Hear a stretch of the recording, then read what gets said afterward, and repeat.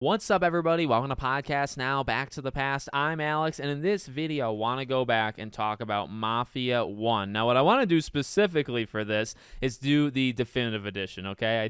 I have it physically, I had it digitally back when it came out back in 2020. I could have, I guess, gone back to 2002. That might have been fun, but, we got to get ready, right, for Mafia, the old country. So I thought, all right, let's experience this probably in the best way that you can do it, okay? So this is that. I do think they called this one like a remake. I'm pretty sure they labeled it. Remember 2, when they did these definitive editions, 2 was like a remaster remake, but 1 is where they went all in, right? They really, really tried to enhance that original game, and I'll start off by just saying this. I'm really impressed. I remember being very happy, with this product, and, and I'm not the biggest, or even back then, I would say I was not the biggest Mafia fan, but I played 3. I think maybe I played 2, like, way back in the day, the original 2, and I don't think I ever played 1, so going and playing through 1 in 2020, and then playing again now, I can tell you right now, okay, 5 years later, the game freaking rocks. In fact, I think it's definitely got its shortcomings, okay, and we will talk about that in this video, but I actually do believe it's better than I remember it being.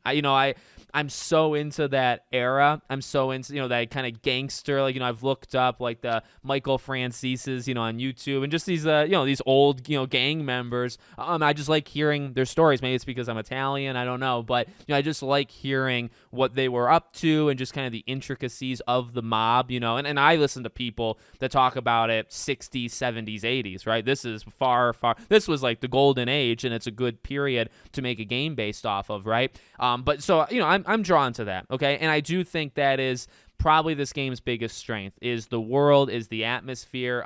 It comes through, I would say, even maybe in the driving, like with cars, like it makes you feel old. It makes you feel like you are very much back in the day. And I think, with the time jumping, but it goes in kind of sequential order, right? It's building up all to Tommy's recollection, or telling the story of all he did, but it's when he's telling the story, it's going in order. It's building up these narratives, and I think it just does such a phenomenal job storytelling, characters, again, that kind of atmosphere, and bringing, like having the world be a character. It really does that. So let's break down, some of these elements. I'll be honest, I will start with the negative parts, because again, there are glaring negatives, but I would say they're the least of my concern. I think the pros greatly, carry this game. But okay, it's a 2002 game that they remake, and I think in terms of visuals and just kind of adding that kind of depth to it, they do such a good job. Like, so many of these missions, I think, are elevated simply by, I guess it being remade, right? It being 18 years later. I don't even want to kind of imagine what they looked like, back in 2002. Now, with that, you do get just some things that they can't go all the way with, right? It's tough because it's like you kind of are rebuilding the game, but like, to fix the fundamental flaws, you'd have to rebuild it to an even higher level that I just don't think is possible. So one of the things is the voice work. Now, not necessarily the characters. I think everybody is actually really good. Like, Tommy is not just an amazing character, but the voice is extremely good. Sam, Paulie, like, these are really, really good actors. So I'm not talking about that. If you just listen, okay, if you just listen to their voices, and I think this is something that was heavily publicized, back in 2020, it's hard to even, like, describe. Like, it sounds like they're recording it into a mic, and it's like, well, actors do that, okay? Like, that's generally how you record a line.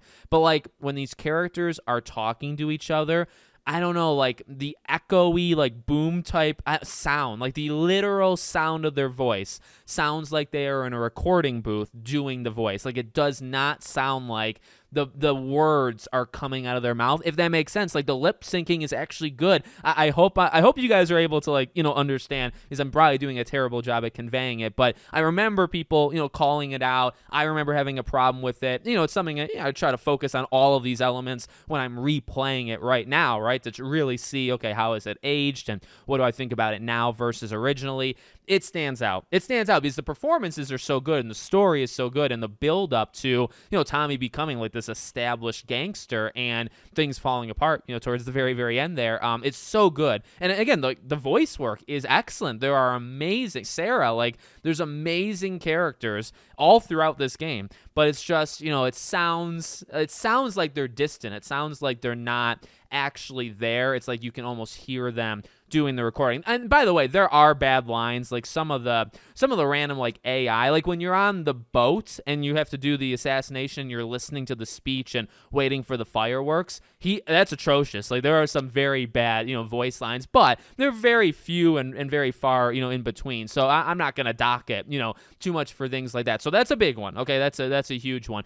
The only other one that I think really, really stands out is the combat. I guess AI. I guess that kind of falls into the combat, right? See, I want to kind of talk a little bit about the vehicles and the driving, but I actually think that makes it feel more like the era. So I'm honestly not going to put that in the negative category. I'll actually put that in the strength category. We'll talk about in a second. But no, I do think you got to talk about the AI and the combat / the gunplay. Okay, now I was nailing headshots like I've never seen before. Okay, like I locked in when I replayed this thing. I was far better this time than I was back then. No, I was playing on normal. I'm not saying I was spectacular or anything, but I mean I was really, even with like the Tommy gun, which is not really meant for the purposes I was using it. I was aiming directly for the head and just sniping these people. Okay, so I felt good, and I'm telling that story. Okay, not to like boost my ego, but the AI is very stupid. They're very dumb. They'll stand in the middle of nowhere. They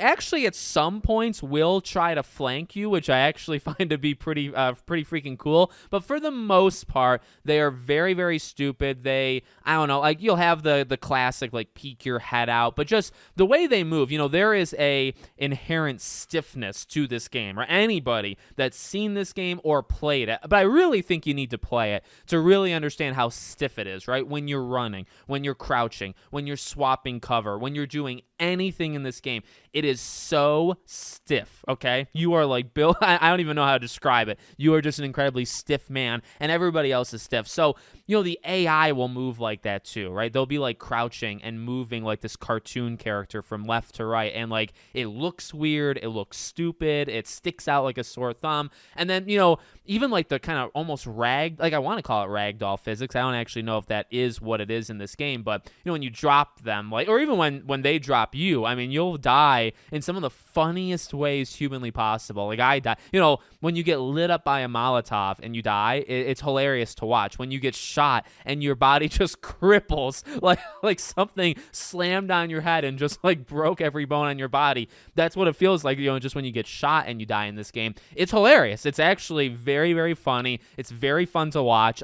It's a little annoying because there are loading screens and they actually do take a while to reload, so you don't really want to die, but it is fun. And I mean, and that's the balance, because when I'm nailing these headshots, and I do think it speaks to the strength of like the actual missions. These missions are really diverse. They're, at times they're really dynamic too. Like I'm a big fan. I really am. Like I really like, there's themes kind of to all of them, right? Like there's sniping the politician from the prison tower, right? Or, when you have to shoot down the plane and then you have to drive to it. Like, they break up the action-y sequences, or I should say gunplay action-y sequences, okay? They break that up rather well. Like when you're infiltrating the boat and you have to find the gun, and just, these things that kind of stop the action just for a second, and then they'll mix in, okay, here's car stuff, okay, now here's more shooting stuff, okay, now here's whatever it might be. I guess story, because they really throw a lot of cutscenes at you to kind of break it up. The pacing and the way they do that is incredible. Okay, like I'm not taking anything away from that. It's just, and again, like when you're shooting and when I'm nailing these headshots, I'm feeling pretty good. But like, let's not pretend like this is the greatest AI. Let's not pretend like it feels good. And by the way, okay, the like hand-to-hand combat, or like God forbid you have like a crowbar or something, like good luck, because it is like, you want to talk about stiff. It is unreal. I don't even know why it's like this. And you know what, to be honest with you, it feels like 2002. It feels like, okay, these are mechanics that you had back in the day, and there's just absolutely no way you're implementing like an Uncharted 4 fighting system, or like Last of Us Part 2. You're not going to put that into Mafia, okay? And I get that. I can understand, especially if you're remaking it. I understand that, but boy, does it feels off. And I never wanted to get into hand-to-hand combat. Because, by the way, dodging, what the F is going on with dodging in this game? Like, you have to be so pinpoint accurate. And what I honestly found is the best strategy is just go all out. Like, I just spammed the hit button. I just spammed, I think it was circle, over. I just tried to let them not hit me at all, because then I never had to dodge. So that is the worst. I mean, I really don't think there's anything in this game that remotely rivals how bad that kind of stuff is. But, like, here's the thing. Some of the gunplay, like, again, kind of makes sense. Like, you don't want these things to be the most perfect, like when you're aiming a pistol or using the Tommy gun. Like, some of these guns are hard to use. And number one, I like that because, the era and, these weapons are not the most sophisticated. But number two, like, Tommy starts literally as a cab driver, right? Like, this is not a guy. And I don't remember if that was like a, I think it was. I do think these developers, like, actually think through, like, okay, what's the protagonist good at? And if they're not like a trained assassin, they shouldn't be amazing at it. Granted, you kill like 1,000 people in this game, so you are like a mass murderer. You are like the number one assassin in the Salieri, crime family. But at the same time, you're not the best shot. Although, actually, at one point, he says he is the best shot, so I don't know. Maybe he is. But no, I mean, I like to think in my own headcanon that it makes sense, because it's like, okay, this guy, starts as a cab driver. He saves a couple of his boys. They save him, and then he works his way up. He'll get training. He'll get better naturally, all that jazz, the more he does it. But he's kind of classically trained as a driver. He's not really more of a shooter, so it's harder to aim and all that jazz. I like to think that in my head, to almost give the game excuses, right? The only other negative I'll say, and again, this is not even remotely close to, what we just said. I had a problem this time around with the jump from when you have to find the cigars at the end, right? And there's kind of this like building, like not even almost distrust. Well, maybe a little, right? Oh, I guess that is what it is, right? It's like, hey, why are we doing small things, and like you're withholding information from us, and like we're not even doing what you're telling us to do. And the jump from that to the bank heist. Now, the bank heist is awesome. Like, I think the bank heist is so freaking cool.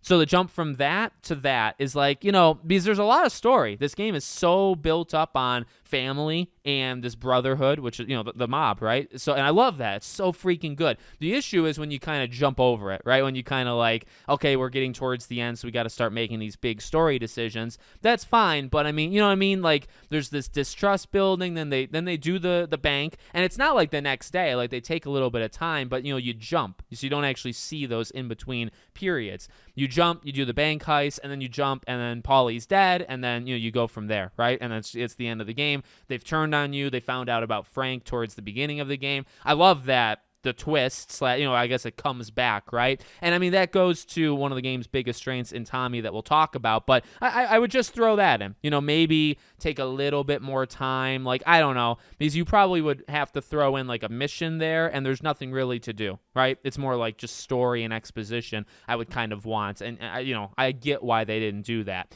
So, okay, everything else is a strength, right? I mean, I just mentioned Tommy.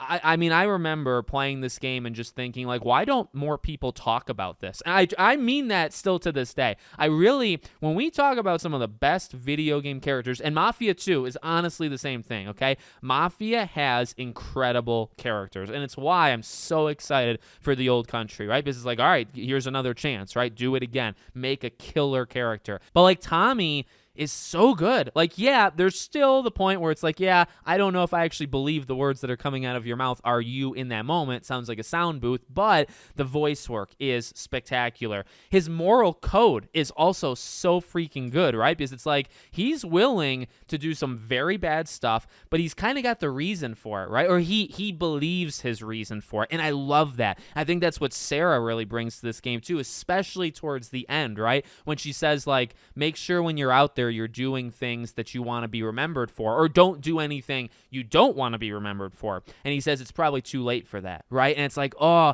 and I mean, and he'll save, when he plants the car bomb and then he ends up not killing his target, he is beat up, like he's in a state of shock for a good amount of time. And the way the acting, plays off of that, and Polly kind of dismisses it, right? And says, hey, we'll talk about it later, like, focus. Like, It's so good. And then, by the way, right there, right, he stops Paulie from shooting because he's going to shoot through the girl that's protecting him. So it's like, he has this weird but also very, I would say, understandable moral code, right? Where he's doing the things he does. He believes in the reasons he believes in, right? Like, he's doing it for the family, and he loves them. Like, he loves these brothers. He loves his boss. Like, he's really risen up the ranks and all that stuff. But he won't cross a line. There is a line there to him. And even when he kills the politician, and then his wife tells him, by the way, that politician was fighting for the 19th Amendment, very important to somebody like her and their daughter. And it's like, man, and he's got to justify that in his head, right? Where he's like, well, I was told he's a scumbag. I was told, I was told that he's a terrible person, and also I was told to take him out. There's no other choice. But it's like, well, what did you actually do, right? Like, these are the consequences to your actions. And it really builds at the end, okay? Like, and that's what I love about it, is like, Tommy is a character that you get into and you root for, and he's building up and he's getting accepted by this family. He's making more money. He finds a girl. He has he marries her, I guess. So has a wife, has a daughter. And, he starts to build, and then things start to, okay, now you've established yourself. Now you have to take out like Morello, right? So you kind of have like a crime boss on crime boss situation, and then you start to have, okay, now we're going after politicians, and then things start to fall apart, at the very end. So you kind of have all of these different like phases of a mob, right? Because you're working on politicians, you're working on the cops and all of that stuff, but you also have the other families that you have to worry about, and that's a big part of like at least the first half, if not even the first 60% of this game, right? Is,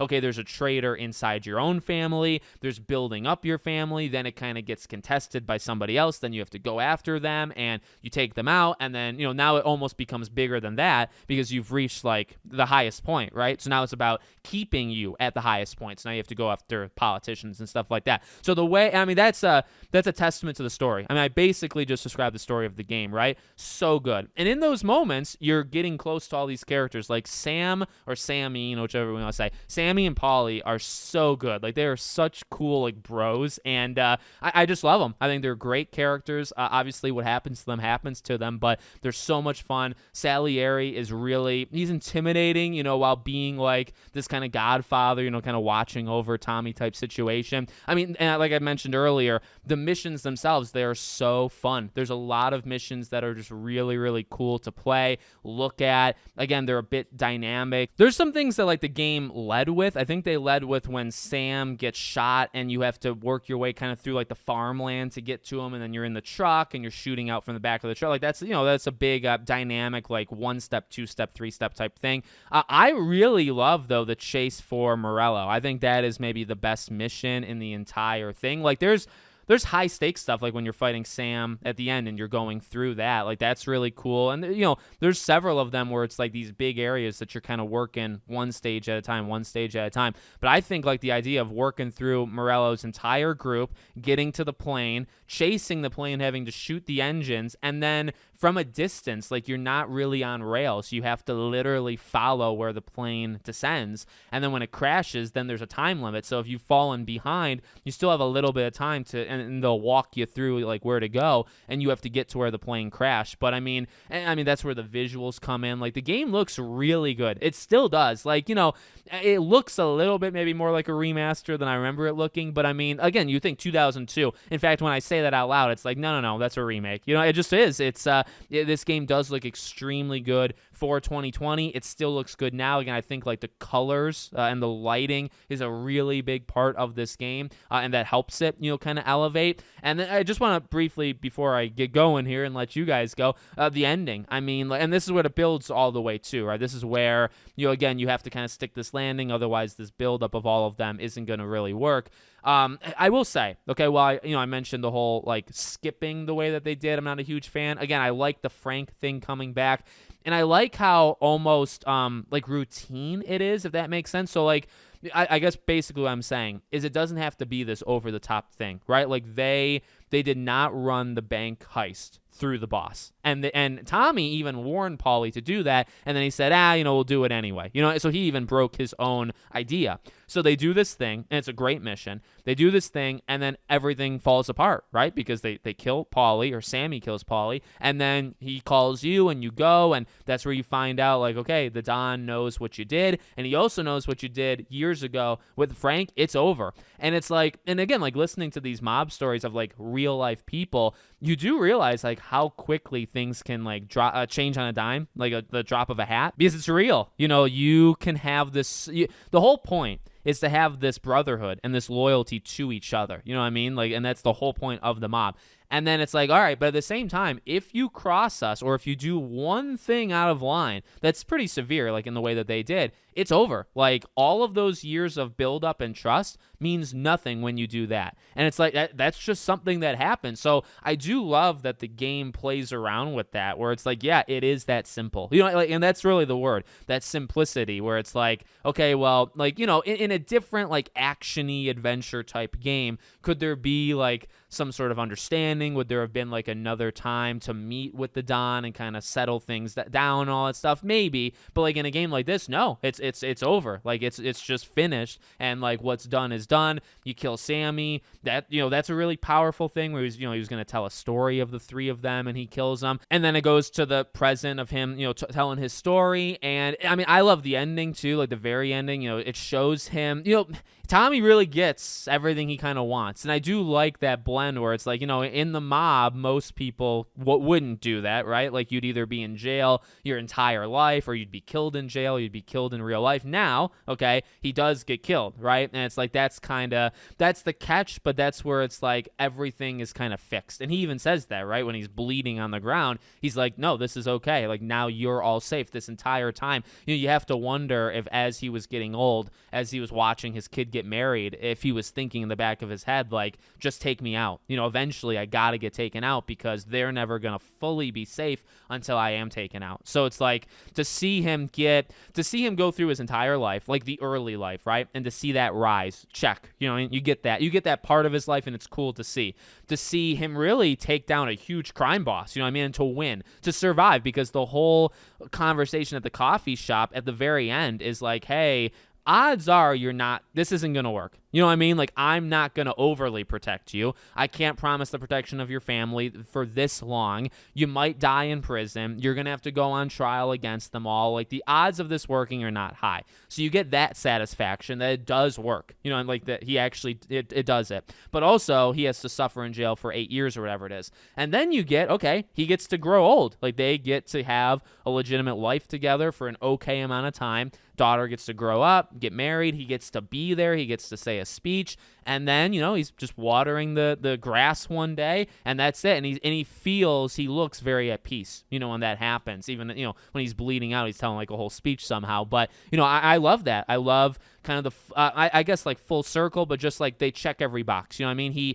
He gets what ultimately is going to happen to somebody like him. You can't escape that. So it's going to happen, and you check that box. But he gets to do all those earlier things, too, that normally, most people wouldn't be able to do those things, and he gets to do them. So you kind of get a full-on win for your protagonist that's really, he is a bad guy, and that's kind of the whole point, right? Like, it's a little awkward, when he's with Sarah, and they're talking, and it's like, she kind of knows what he does, but not, not all the way. I think a really amazing point, by the way, in this game is where she sees the blood on his jacket, and she has it like on her hand, and then like he's kind of in shock, and they hug, and then he says like, marry me, and she says, oh, I think she says okay, right? And it's like just this very odd way of proposing and accepting it, but it feels very right for those two characters and for the story. Love it. There's so many moments like that. I mean, I love this game. I really do. This is one of the all-time, I think, great kind of period piece games, and they put you into the world. I didn't even mention, like, the cars. I think it's such a great way of putting you into the world. It is so hard to drive these things, but what do you expect? You're not driving 2020 vehicles here. You're driving much, much earlier versions, and it's tough. Like, the driving in this game is very hard. I will say, I guess maybe another pitfall, like some of the escape type missions are rather rough because it's like there's just not the grip, to these vehicles that you would expect in like a GTA game or other games, like it nowadays, Sleeping Dogs or Watch Dogs or, anything like that. In a game like this, they are slow. They are tough to turn. When you turn in this game, there is no such thing as drifting. Like it is rough. It's very rough, but I don't really want to call that a negative because it's like, well, if you were doing this stuff back then, this is probably how you did it. It was not pretty, and it probably didn't feel like when you had your hand on the wheel, that probably didn't feel pretty either. So I can respect it. I can respect that they went for that choice. I think that could actually push people away, though, is the vehicle handling in this game is so atrocious, but purposely. At least I hope it's purposely. I hope they meant to do it like this for a reason. So there you go. An all-time great. Tommy is an all-time great character. More people have to talk about him, I think, as one of the greatest characters ever created, but I don't really ever see that, to be honest with you. So let me know what you guys think in the comments. I will be doing this same type of video for Mafia 2 and Mafia 3 as we get closer to the old country. Thank you for watching, and I'll see you all on the next one.